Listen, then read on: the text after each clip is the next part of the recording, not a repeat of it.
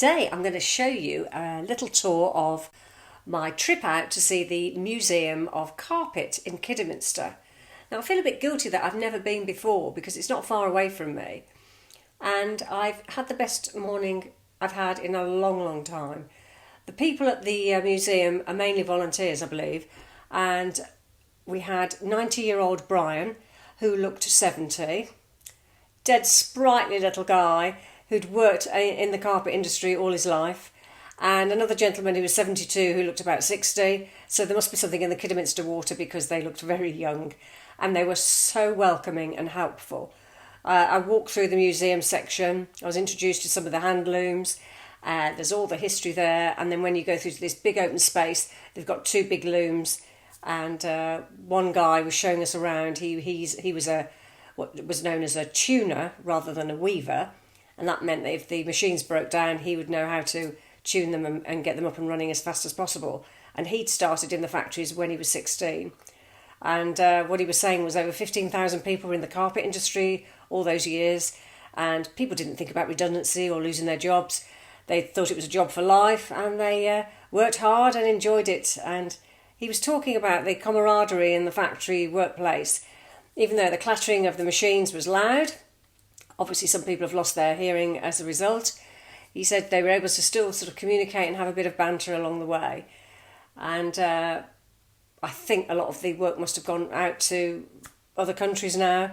He said some of the £1 million pieces of machinery were just lost forever, not put into use. So it's good to have that museum still showing the history of Kidderminster.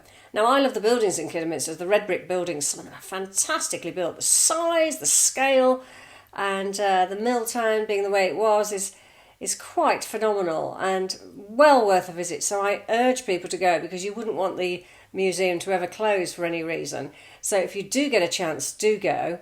I'm going to show you some of the bits and bobs that I've taken photos of. I didn't ask for permission, I've just gone ahead and done it.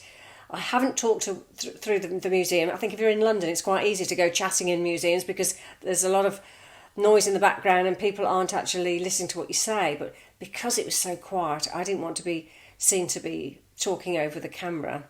And but the whole point of this is to promote the museum, and I want people to go so it keeps it alive. It's next to Morrison's in Kidderminster if you ever stuck for where it is. And the Morrison's building was constructed with archways to look like the old mill building that was knocked down originally. So I'm going to show you the clips now. Hope you enjoy it. I must relate to my granny, my mum's mum, who lived to 97, and she had a bit of a hard life, but she had an Italian father, my great-grandfather, Angelo Martini.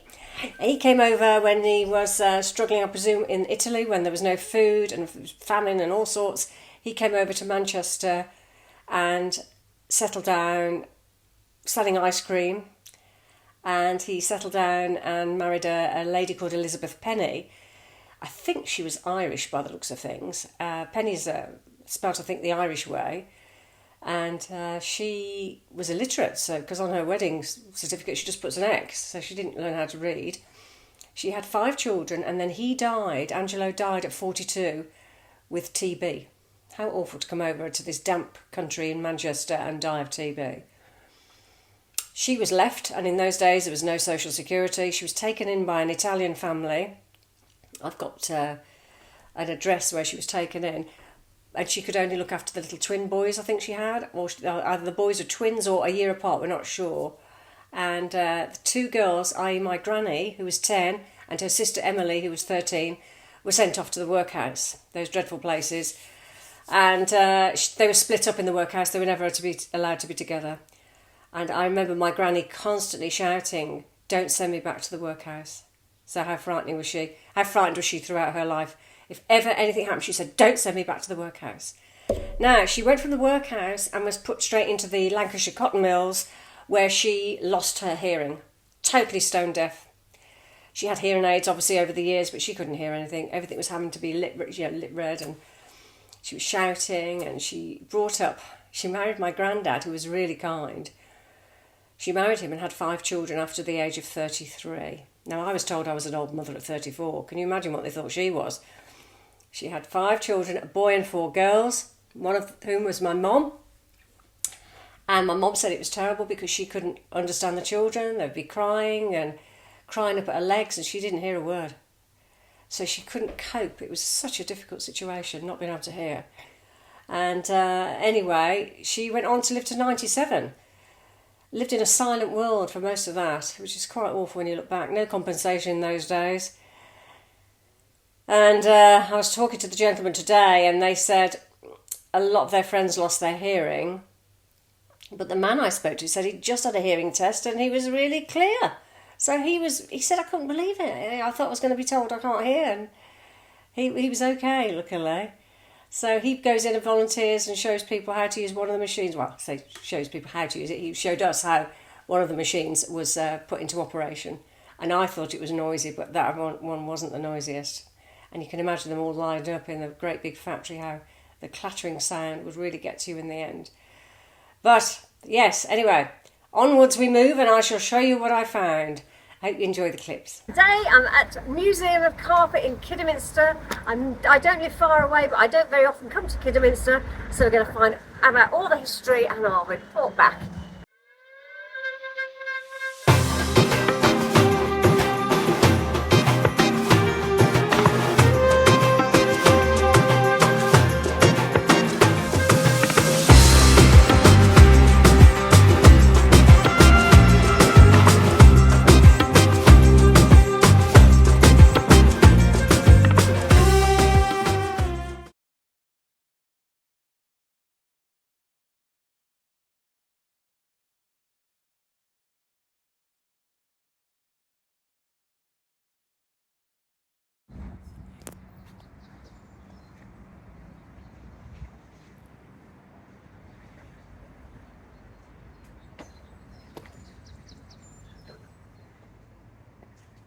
Ooh, there's a big trolley of wool.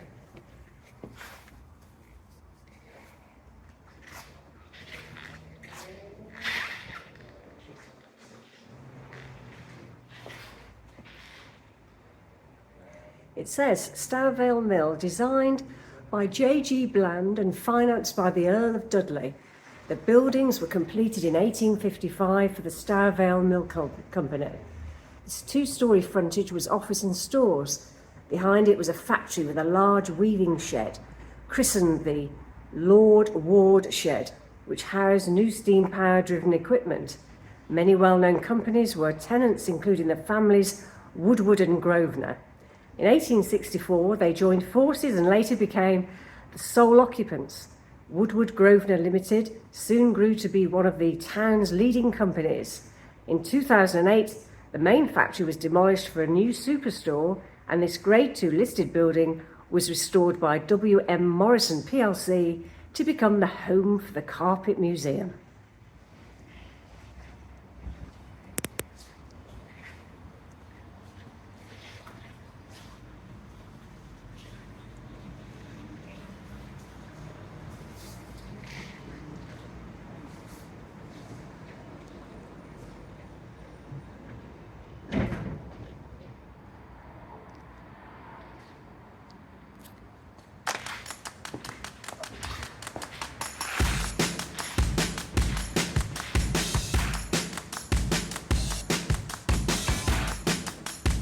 It says, behind this image, where Morrison's supermarket now stands, was once the noisy weaving shed of Woodward Grosvenor Limited.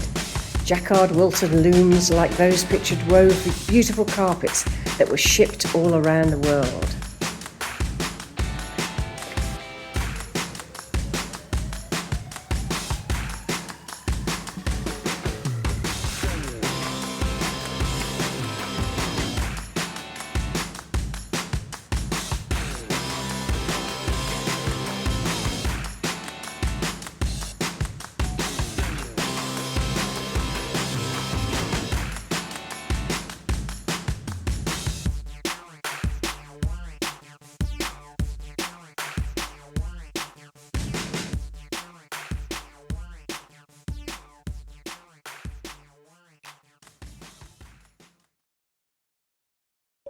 Cloths made from wool have been woven in this area from the 1200s. They were used for coverings, clothing and wall hangings. There were many different cloths, including linsey woolsies, chennies, damasks, poplins and prunellas. The town became known for Kidderminster stuff, a heavyweight general-purpose cloth, described as being used as faute cloth for the floor. A document dated 1619 shows that it was used at Naworth Castle in Cumbria and Worcester Cathedral. Bombazine was an expensive quality cloth woven from fine worsted yarn and silk on small, lighter hand looms.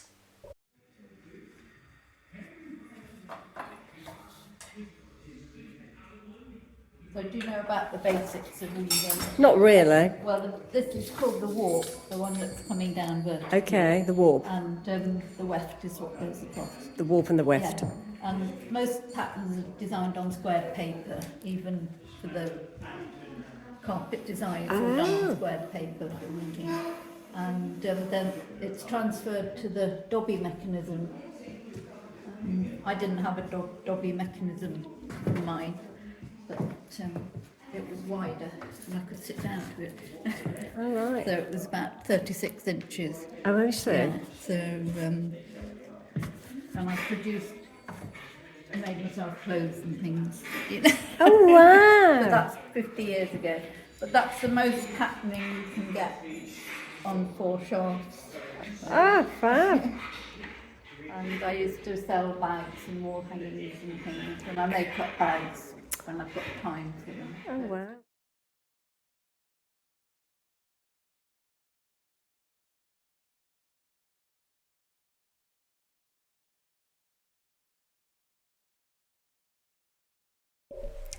Kidderminster is recorded in the Domesday Book as Kidderminster. By 1700 it was a small rural market town with a population of 3,000 people and an established cloth industry. Sheep on the surrounding hills meant that there was plenty of wool. This was washed and dyed in the River Stour.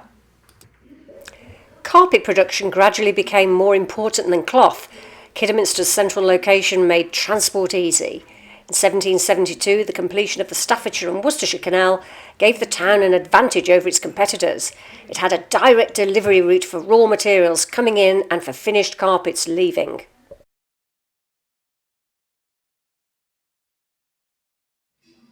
Do it again so I can get the ding.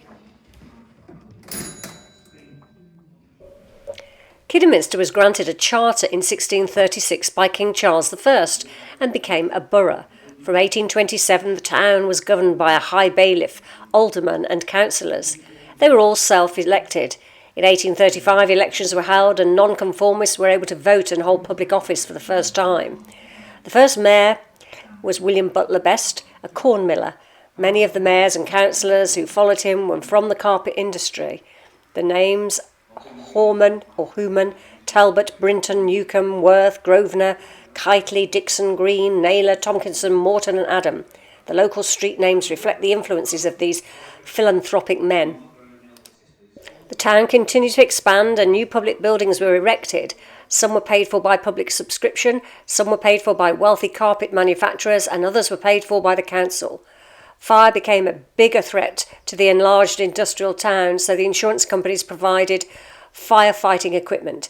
In 1870, a volunteer fire brigade was formed. In 1641, Richard Baxter was invited to Kidderminster to provide inspirational preaching that was lacking from the local vicar. Born in Shropshire in 1615, Baxter believed in freedom of religious thought and wanted congregations to be led by elders, not dominated by bishops. He had a large following, including many of the tradesmen and clothiers. During the Civil War, Baxter supported the parliamentarians and was regarded as one of the nation's religious leaders.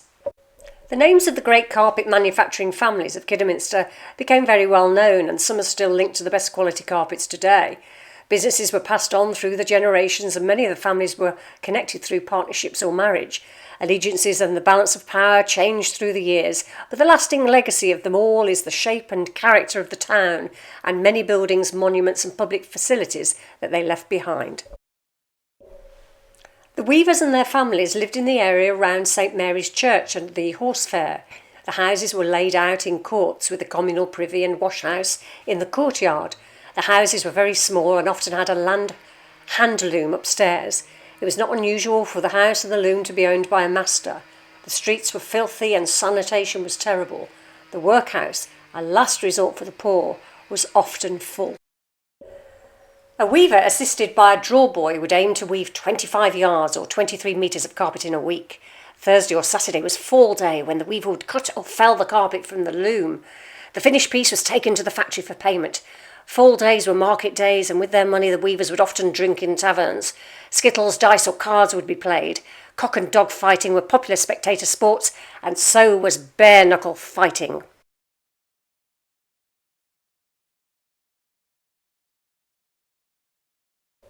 The town gradually improved. Diseases had been spreading quickly because of poor water supply and lack of sewage disposal. After an outbreak of cholera in 1866, a new water supply and sewage disposal system was built. In 1867, an appeal was launched to raise funds for a new infirmary because the local dispensary was inadequate to deal with poor health.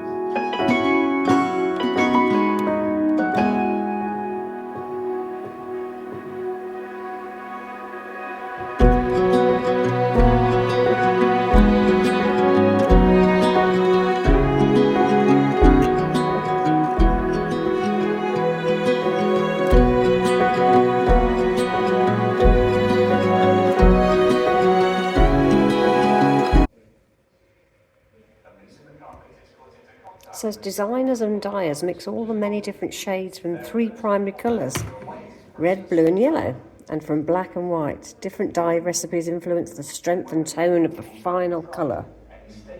Mixing coloured light works in a different way. Lay the coloured shapes over each other and see how many different colours you can make.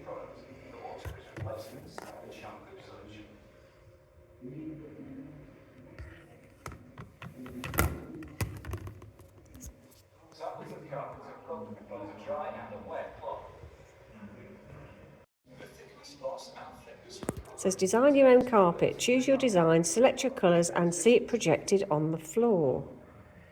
So I'll choose red, blue. This test, the drum is like with carpet, it's final facing inwards. The drum is rotated at a constant speed. The carpet is fatigued with a hexagon. This is a large heavy weight with 6 molecular big studs. So that's my design. The carpet is subjected to 4,000 and 12,000 cycles. Confirm the pattern.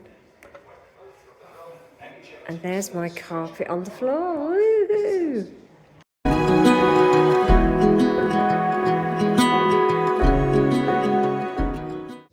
This is like an interesting cupboard. It's got all these like photocopy designs of carpet. This one says, from l'art de décorer les tissus. Persian rugs. So all these designs are on paper. This nice cabinet. And then there's these pieces of paper, which are the paper that the design was put onto.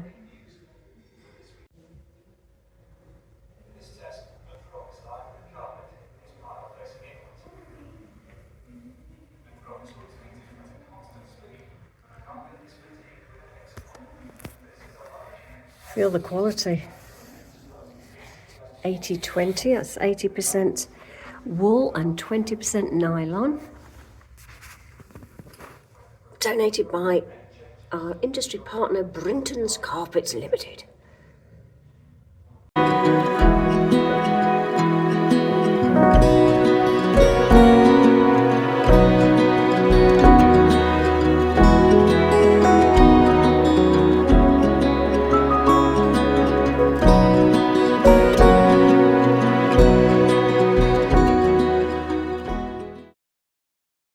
There are many stories about Cleopatra and her affair with the Roman commander Julius Caesar. In order to get into the royal palace at Alexandria, Cleopatra was rolled into a carpet that was carried into the palace and presented to Caesar as a gift. He unrolled the carpet to discover Cleopatra inside, and then he helped her secure the Egyptian throne. In the children's novel The Phoenix and the Carpet, 5 children discover an egg in a carpet from which a phoenix hatches. He explains that the carpet is magical, and so begin their adventures. It is said that in 1258, when the Mongols had captured the city of Baghdad, they did not want to shed royal blood, so they wrapped the Caliph al-Mustasim in a carpet and trampled him to death with their horses.